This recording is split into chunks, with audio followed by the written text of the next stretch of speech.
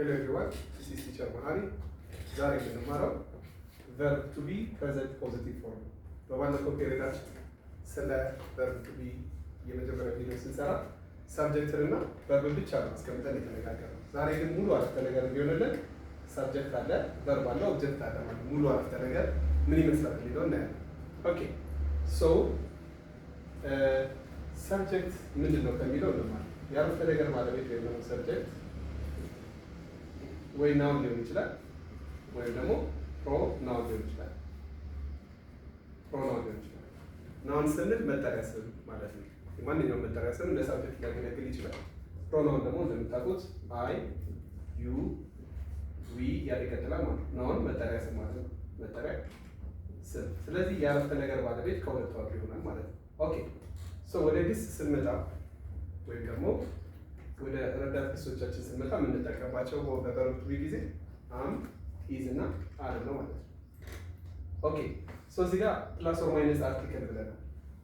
ስለ አርቲክል እስቲ ትንሽ እንነጋገር። በሚቀጥሉት ቪዲዮዎች ስለ አርቲክል ሰፋ ያለ ትምህርት ይኖረናል። ለዛሬ ግን ባጭሩ አርቲክልስ የምንላቸው ኤ፣ አን እና ዘ ማለት ነው። ኤ፣ አን፣ ዘ የሚባሉት ቃላት ከስም በፊት በሚገቡት ከስም በፊት ስንል ከሲንጉላር ነው። ካምስ ቢፎር ሲንጉላር ነው። ካምስ ቢፎር ሲንጉላር ነው። ሲንጉላር ነው።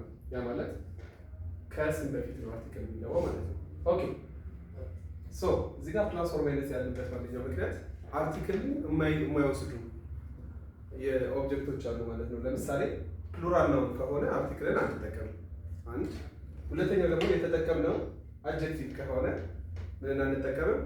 አርቲክልን አንጠቀምም። እስቲ ኤግዛምፕል እንስራ። ሺ ኢዝ ኤ ድራይቨር ብንል ድራይቨር የሚለው ቃል ኢዝ እና ስም ኦኬ ኤን የተጠቀምንበት ዋነኛው ምክንያት ድራይቨር የሚለው ቃል ሲንጉላር ነው።